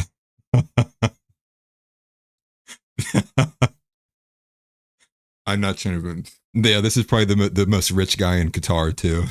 I'm like, hey man, whatever floats your boat, I guess. Between the family themselves, you will lose the connection between the people as well, on a broader level, on the people in the same neighborhood, on the people in the same region, in the same countries, and that's basically will just make us, as individuals who are quote unquote independent from anyone. That's what we will feel. 8 trillion. Yet it will just make our societies vulnerable and easy to be penetrated. That's right. The last thing I'm going to hear is Allahu Akbar, and I'm just going to have no idea what's happening. Tucker Carlson praises Venezuela's Nicolas Maduro, even as Maduro keeps the entire country in communist penury and ships fentanyl into the United States to kill Americans by the hundreds of thousands. Why are we so opposed to Nicolas Maduro? So if you ask someone on the street, random person, why are we against Nicolas Maduro? The answer you're going to get is, who's Nicolas Maduro? But if you find someone in South Florida, for example, who knows who Nicolas Maduro is, who can identify where Venezuela is on a map, that person will almost certainly say, well, because he's a communist or a socialist, he's exceedingly left-wing. And that is true. Nicolas Maduro and his government are very left-wing on economics. Not on social policy, by the way, which is kind of interesting. In Venezuela, gay marriage is banned. Abortion is banned. Sex changes for transgenderism are banned.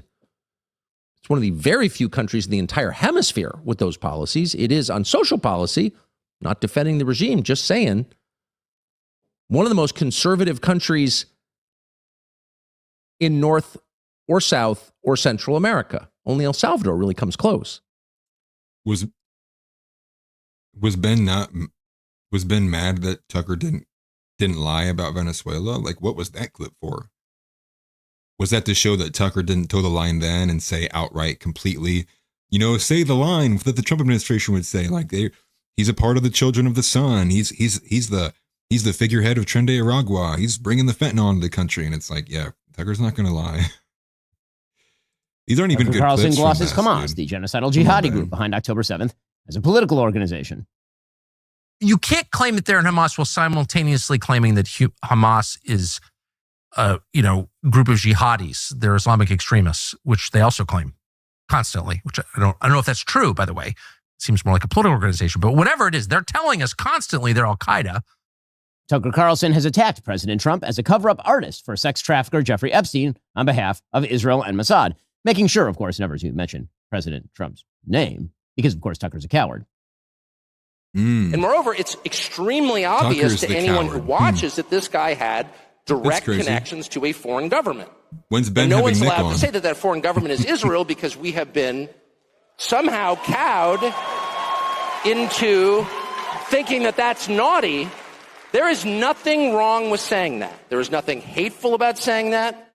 Yeah, his stubble beard. It's so Tucker hard. Carlson has stated that President Trump has undermined America First and MAGA by attacking Iran, giving in to neocon ghouls like Mark Levin, while also idiotically arguing that President Trump striking Iran's nuclear facilities would... I don't know, man. I would take it over his old clean-shaven face, I guess. But that's kind of even gay to say. I take it back. Pause. ...lead to World War III. Spoiler alert, it didn't. Tucker Carlson also said in his interview with Nick Fuentes that the people he hates most in the entire world, more than ISIS, Al-Qaeda, Trans-Tifa, Marxists, rapists, murderers, are Christian Zionists who represent an enormous chunk of the conservative base. According to Tucker Carlson, who admits that he first read the Bible all the way through just 2 years ago, Christians who support a Jewish state of Israel are heretics and blasphemers with a brain virus. How do you explain Mike Huckabee, Ted Cruz, and there are a lot like that, John Bolton. I mean, I've known them all, George W. Bush, like Karl Rove. I mean, all people I know personally who I've seen be seized by this brain virus, and they're not Jewish. Most of them are self-described Christians, and then the Christian Zionists who are, well, Christian Zionists. Like, what is that? Right. And I can just say for myself, I dislike them more than anybody. Yes. Because what? Because it's Christian heresy, and I'm offended by that as a Christian. Agreed, dude. Real. Tucker Carlson has said that he despises American Jews who care about October 7th. We, in his words, don't care about America and also want to get his kids killed in a... Dude, I can't tell if my wife is like actively firing a machine gun in the kitchen or like if we're being invaded. Okay, I think it stopped. Hopefully you guys aren't hearing that, dude. It sounds like people breaking into my home right now. Foreign war. You know, I've got 4 draft-age children. So if you're playing recklessly, fast and loose with their lives, then I have a right to despise you, and I do. So if you're Nikki Haley, who's running for president, or Ben Shapiro, or half the people I see on television casually mentioning the possibility of nuclear war or sending Americans to fight in the Middle East, or in any way involving us in a war that has nothing to do with prosperity and peace at home, nothing, in other words, to do with us, Americans, then I have a right to call you out and be really offended because it's my family. They live here. It's not a joke to me. There's nothing abstract about it. But most of all, Tucker Carlson acts as an ideological launderer for other people's evils. Well, let me address this because that's exactly what's going on. I mean, I knew there was always gatekeepers. Obviously the big ones, right? Seth Dillon, Joel Berry. You can just go down the line. There's a lot of them. But what's wild to me is all the other ones that are also stepping in, i.e. Dana Loesch, who I brought up earlier. Like, I didn't realize she was willing to play ball for the Brazilians that much, right? Like that to me, like, even took me away because I'd really not seen much from her beyond, like, you know, she was involved in the Calendar Gate. She's married to her husband, but she's, you know, taking bikini photos for men to, you know, jack off to and whatnot. Seeing the policing come out in full force. I mean, I'm telling you, like, I've seen accounts on X I've never seen before in my life that have like 20,000 followers. And it's like, did this guy get here yesterday? Was he boosted and astroturfed just to be an extra voice against anybody in the public square? But it's crazy. I mean, you were basically watching all these people who said freedom of speech, et cetera, et cetera. Oh, take care a minute. You see the free speech of all that. And then the moment it's free speech they don't like, they become the left. MAGA was a cult, and I think it always was a cult, to be quite frank with them. Tucker Carlson says many inflammatory things, always buying back just enough of it to appear as though he's not saying what he's clearly saying. He's a master of gaslighting. Tucker Carlson, for example, would never say out loud what Nick Fuentes does. He wouldn't say the things many of his guests say. And so instead, he acts as an ideological launderer. He takes other people's hideous ideas, he softens them, he treats them with love and care, and then he provides them with a massive signal boost. He isn't merely talking to people in good faith, of course. He's promoting certain people and ideas and attacking others. So, for example, he'll ask a series of wildly obsequious questions to Nick Fuentes. He'll even let Nick Fuentes' support for Joseph Stalin slide. It's actually funny. It was December 18th. I remember because that's an important date to me. And it's Joseph Stalin's birthday. Oh, I'm a fan. You're a fan of Stalin's. Mm-hmm. Oh, I was an admirer, but we don't need to go into that. Well, that's okay. Let's get back to it. We'll circle back to that. Dude, I'm still pretty sure right now that there's like this normie conservative guy who like does only like TikTok and X videos, like the selfie ones, which, you know, to each their own, has been crashing out nonstop about this clip. It's like we're on day 8 now, and it's very simple. You know, Nick has always, at least he's always been open about that, and I'm right there with him now to a certain degree. But it's obviously respecting the men who were able to dominate their environments, whether it was bad or good, effective use of statecraft. Again, whether bad or good, but effective use of it. You know, these men coming out and doing these things, right? Especially the ones that are evil, right? Genghis Khan, some of these other stuff, Genghis Khan less so. And not even maybe more so just an admiration, but that was an event that happened. And clearly he was able to do it in some way. That was a demonstration of force, of excellence of a type, if you will. And he was spot on too. All the people who get irritated of it are very one-track minded. But he will grill Ted Cruz about the population. They should do another interview. Tucker Carlson will have on Vladimir Putin's evil, anti-American mouthpiece, Alexander Dugin, and then praise him. Alexander Dugin is a 62-year-old Russian academic philosopher. He spent his life in Moscow. He was an anti-Soviet dissident as a young man. And now he is famous the world over, in the English language press anyway, as, quote, Putin's brain. But he is not a political figure here in Russia. He is, once again, a philosopher. And his ideas are deeply offensive to some people. In August of 2022, his only daughter was murdered in Moscow when a car bomb killed her. U.S. intelligence says she was murdered by the Ukrainian government, and we take that at face value. Forgot about this. But what's interesting is that, once again, Alexander Dugin is not a military leader. He's not a close daily advisor to Vladimir Putin. He is a writer who writes about big ideas. And for this, his books have been banned by the Biden administration in the United States. You cannot buy them on Amazon, banning books in the United States because the ideas inside are too dangerous. He's often described, again in the English language press, as far right. We'll let you assess. But we wanted to talk to him about some of his ideas, these ideas that are so dangerous that his only daughter was murdered over them, and his book's been banned in the United States. It's disgusting stuff. And it made me think too. This is kind of an update for people who might not or maybe don't care, but in Syria,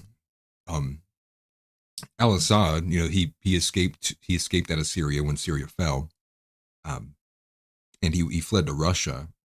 And one of the sadder things in there too was, I believe it was like shortly after they had basically gotten safe haven there in Russia. He still is in Russia. I'm not sure if his wife is anymore. His ex-wife, she divorced him. And no joke, I saw a report the other day that the former, president of Syria, al-Bashar, I can never say his full name.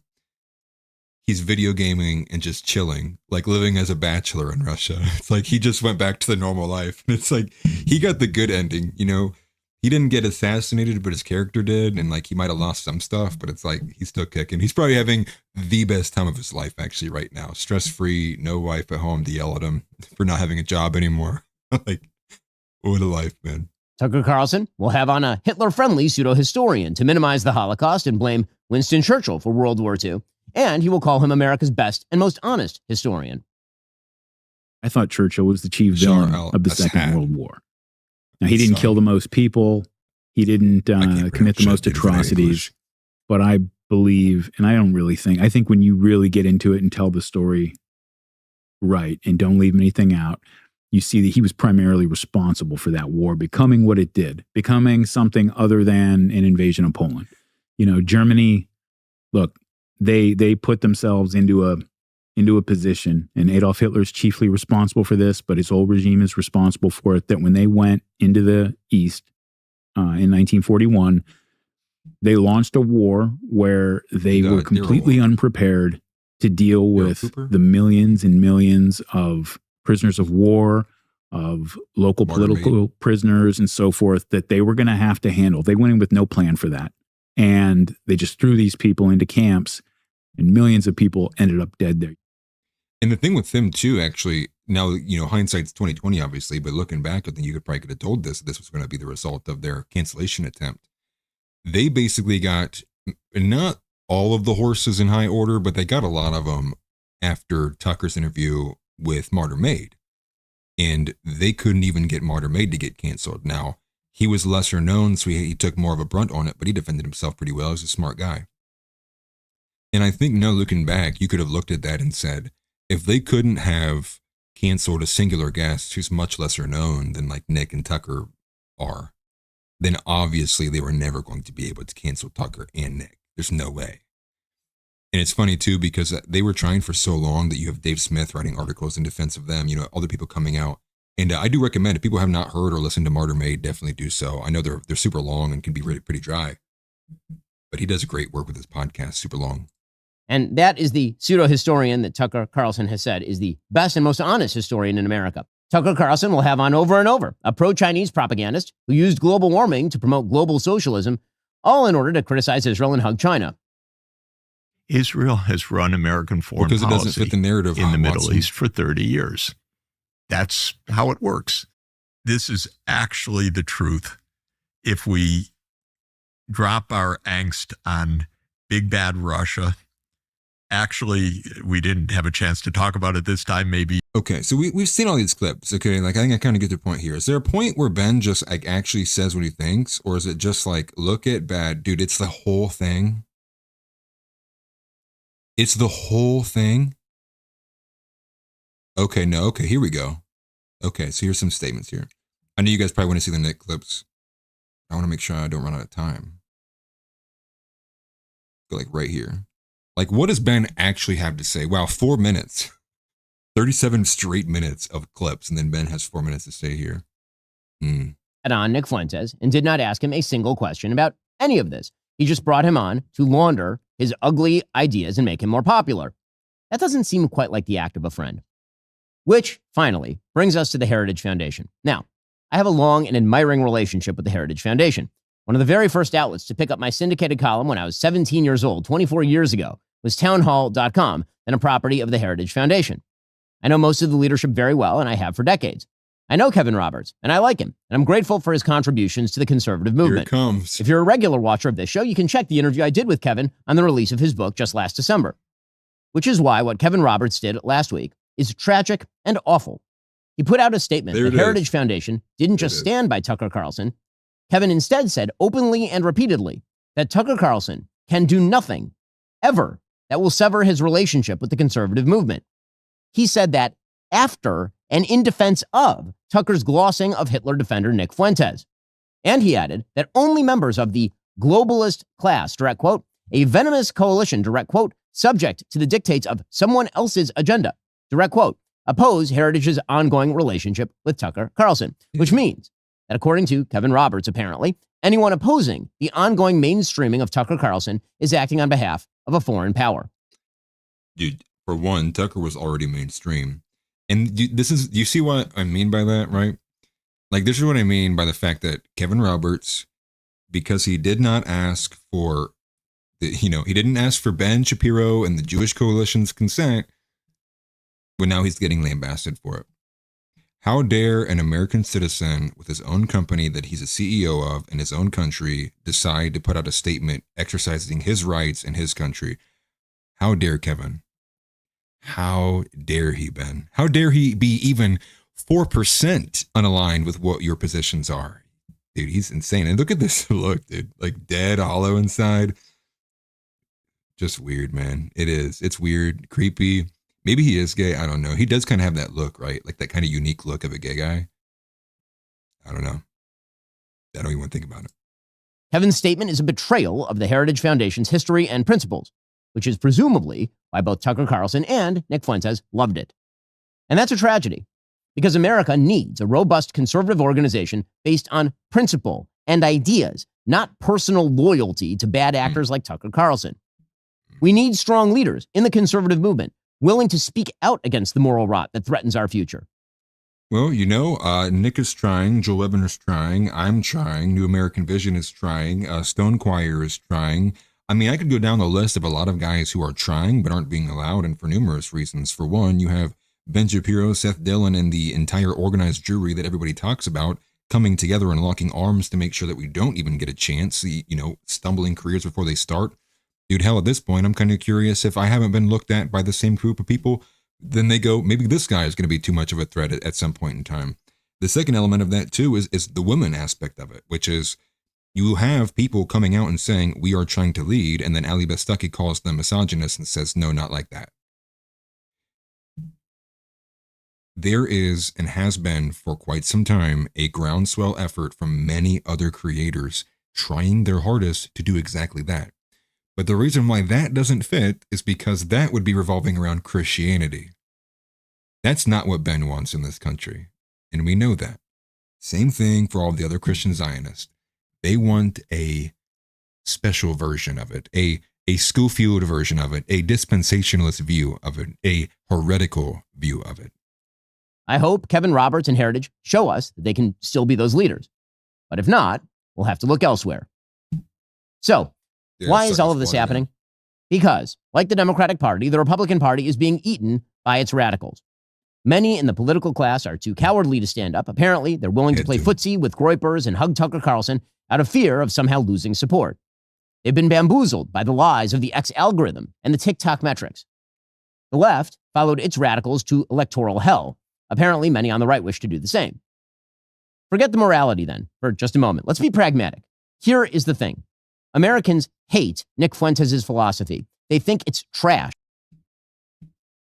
Americans? Republicans, by the polling, think it's trash. Independents think it's trash. Democrats think it's trash. And here's the other thing. Americans hate Tucker Carlson's laundered anti-Americanism. Republicans think it's trash. Independents think it's trash. Democrats think. We had clips for everything else he was saying. This brother can't put up one picture to back up what he's saying right here. He can't. And you know why he can't, because he's lying, dude. What are you talking about? And people listen to this guy, dude. This is who has captivated the MAGA movement, if you will, the normie conservative movement. It's sad. It's trash.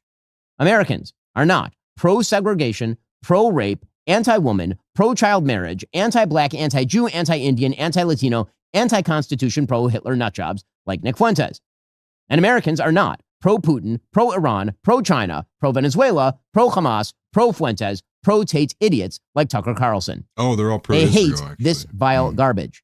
If Republicans decide to cower before the likes of neo-Nazis and their propagandizers, they deserve to lose. And they will lose. Neo-Nazis and their propagandizers are not Republicans. They're not America First. Keep going, They're not Ben. MAGA. They sure as hell aren't conservative. These people aren't to my right. They're not attached in any way to the fundamental principles of conservatism. And these people have already declared themselves to be my enemies. I'd be a fool not to take them seriously. If they get their way, they will hollow out the Republican Party, lead it to electoral catastrophe, and empty it and the country of any semblance of decency in the process. My answer is no. No to the Groypers. No to their publicists like Tucker Carlson. No to those who champion them. No to demoralization. No to bigotry and anti-meritocratic horse shit. No to anti... Okay, I can't take it anymore. All right. That was almost all of it. I didn't expect any better, but that was actually as bad as I thought it would be.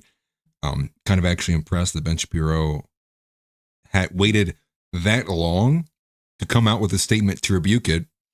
And the only thing he had to say was, can someone rip Nick's greatest hits off of Twitter and I'll post them back to back to back? And that's all he did, right? It was contextualize it, right? Just put the spin on it, play the clip. Put the spin on it, play the clip. I mean, he was spinning on it there for a second. And then you end with a 4-minute statement that has nothing factual backing it up. You all of a sudden all the graphics disappear from the screen. There's nothing that can help, boost what you're saying here.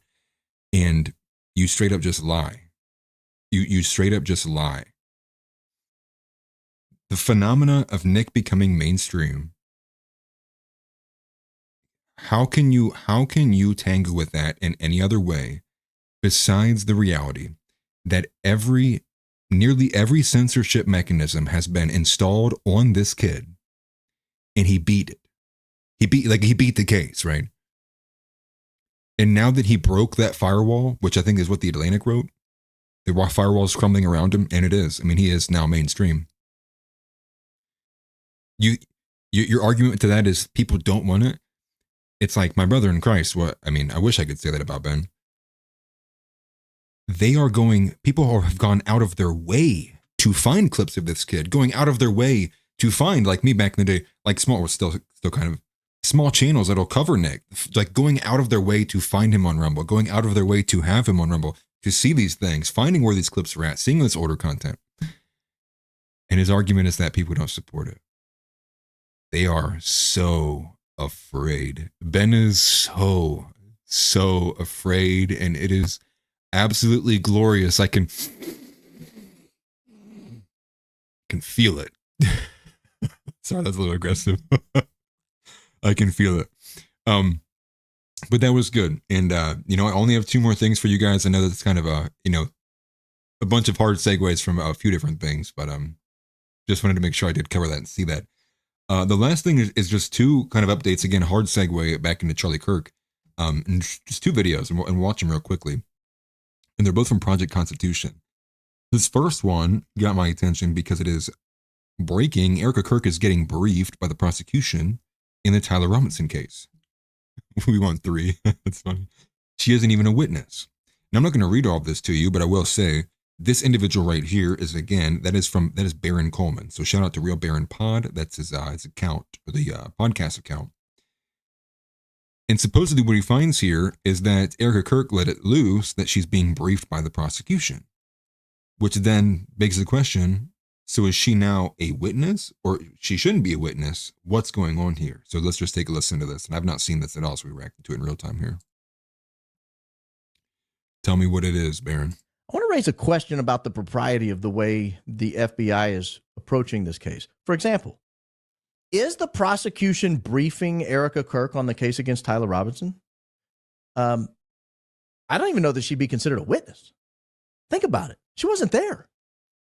She wasn't there. We're told she was at her mom's hospital room. That's fine. You don't have to be everywhere your husband is. It wouldn't be unusual for someone to be somewhere else. But she seems to indicate, and I'll play a small clip tonight where she kind of says it herself. She seems to say, yes, they're briefing me on the case. I'm aware of the prosecution's evidence. But are they really doing that? And if so, is it right? The defense wants to ban cameras in the courtroom. How do you feel about that? There were cameras all over my husband when he was murdered. There have been cameras all over my friends and family mourning. There have been cameras all over me, analyzing my every move, analyzing my every smile, my every tear. We deserve to have cameras in there. Why not be transparent? There's nothing to hide. I know there's not, because I've seen what the case is built on. Oh. Let everyone see what true evil is. This is something that could impact a generation and generations to come.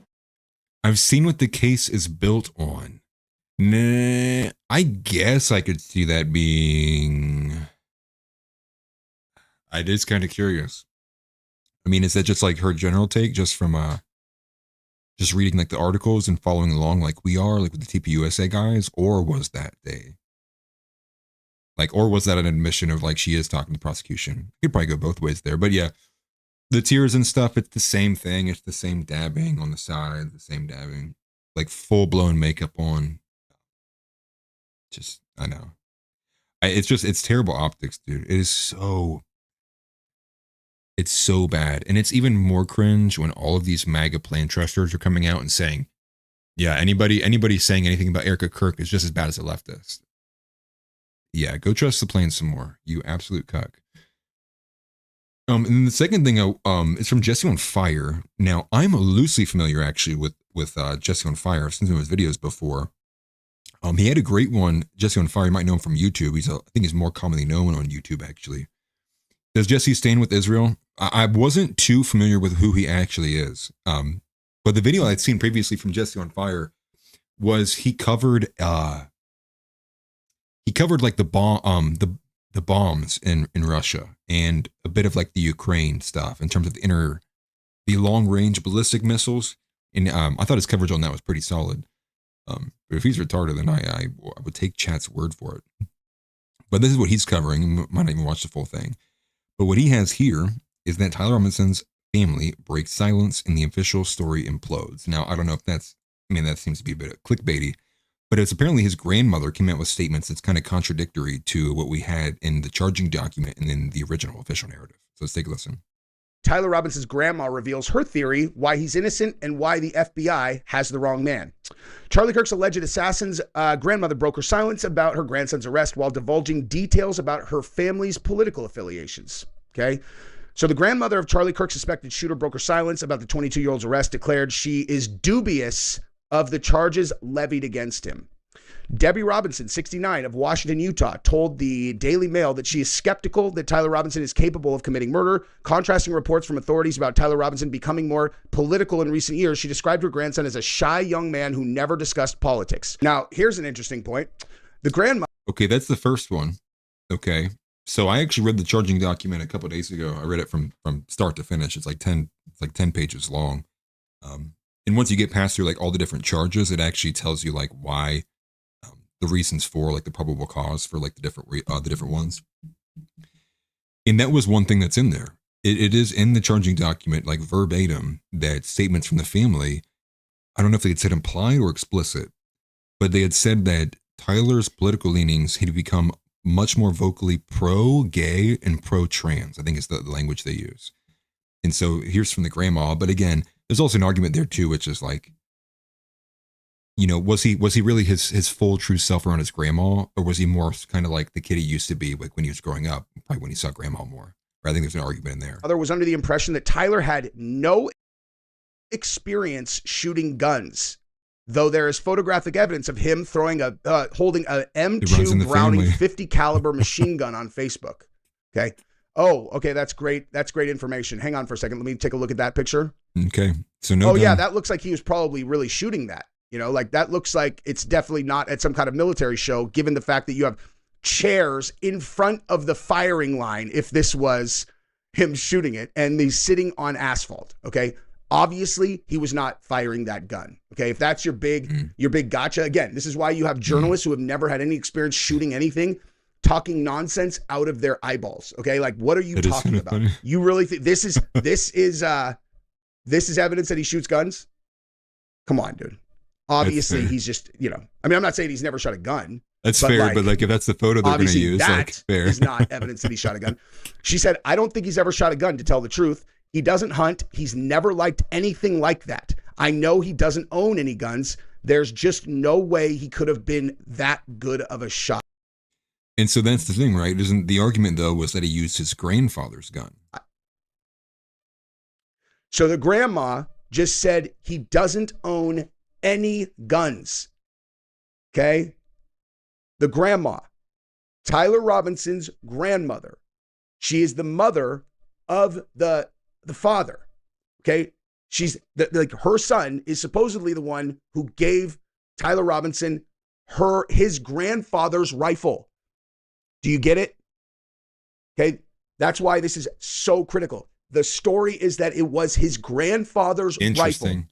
Yeah. The grandmother, wife of said grandfather, just said right here, I don't think he's ever shot a gun. He doesn't hunt. He's never liked anything like that. He doesn't own any guns.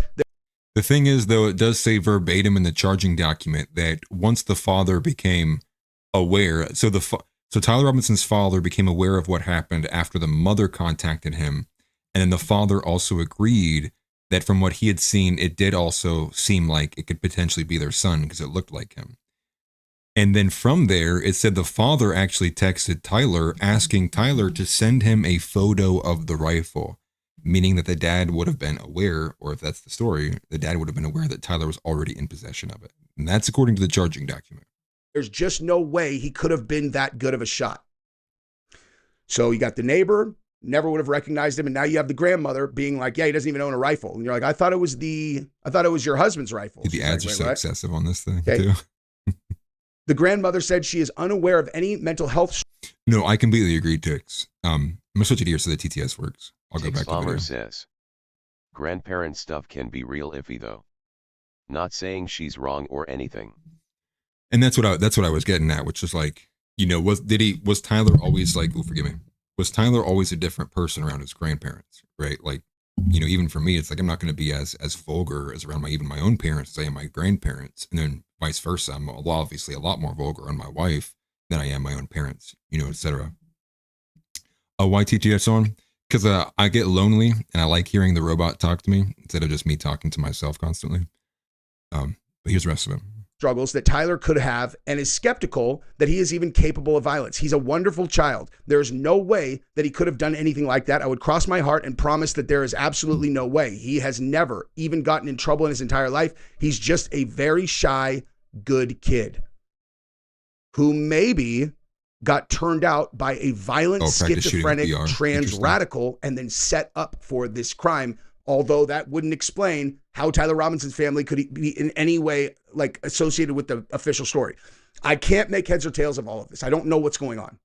I have no idea what's going on. The more I look into this, the more confused I get. Yeah. And that seems to me like that's all what it may be. This also, it seems to me too, like I agree, Tix, like this could also just be like, maybe even the grandmother thinking like, maybe if I change my story or if I say this, like he'll get out or he'll have a better chance of getting off. Like there could be a number of reasons why she's saying what she is. But I mean, it all does point again back to what the original featured story was that Kash Patel freaking out, if you're to believe his own words, I mean, all of that implies that they are fearing that they have a very, very, very weak case. In addition to that, even the defense lawyers, they had requested extra time to go through the evidence because there was so much. And you have to read the article right too. Not against Tyler Robinson. There's just so much evidence. Period. Meaning they wanted more time because they probably have a litany of things they can build a case off of. And that's kind of my overall position on this that, I put forward on the Sunday Nav show, which is, I don't think, regardless of what you think, because there are so many of these, Israeli IPs and all these other holes in the story, where's the footage showing that, does the FBI even have the footage of him on the rooftop firing the gun, which supposedly they do, they just didn't release. They posted it, clipped, and edited after with him already running. And you have the ballistics, right? The autopsy, you have the 30-06, and every ballistic test would tell you there's no way that got stuck in his spine of steel. That my overall point really, which is I think there's enough there by itself, just in terms of volume, that the defense is going to have the argument, which is there's enough here to give a reasonable doubt that Tyler Robinson was the person. And maybe that's why Kash is freaking out. And maybe it is because he fears it's going to be a bad look on him and on top of all the other bad looks additionally. And if it's not, that points to him covering something up. Because why else would he be shutting down Joe Kent and Tulsi Gabbard looking for foreign actors? Especially when on the onset in the first 3 hours, that's who they were looking at. Why would you not return to that? Why would you not, as in their joint statement they put out, leave every stone unturned? What is up with Kash Patel? Curious stuff. But guys, that is all I had prepared for you today. And again, if you did not watch the video I put out earlier, definitely do so. I put a lot of effort into that. Offensively Accurate will be back tomorrow. Expect members content coming some point soon. Through this week, definitely. I have to get a hold of that. I wanted to get it this weekend, just ran out of time. Offensively Accurate should be airing tomorrow as well. Again, same time at 6 p.m., 6 to 8 p.m. As long as I'm on time, it should be okay. And I think that's all that I had for announcements beyond, make sure you watch Factions on Wednesday. That is the noon at 12 p.m. Oh, is that the right time? Yeah. At noon on Wednesday, Factions at the New American Vision. And again, Tix has put it in here a bunch. The merchandise, if you want to find it, it's on Bonfire. Definitely subscribe, smash the like button if you're not already. And if you haven't, definitely go check out the New American Vision. We're putting a lot of work in there. You can also see the shiny brand new logo here too. And yes, as always, Christ is King. I think we have even more evidence that Kash Patel needs deported. And we need to ban women and Pam Bondi from public life. It's been a pleasure, guys. I had a great time tonight. I appreciate all of you. Everybody have a good rest of your night. And I will see you guys tomorrow. Peace. Get up and get out. Get out. Get out. I have a question for you. Say Christ is Lord. Say Christ is Lord. Say it. You say Christ is Lord.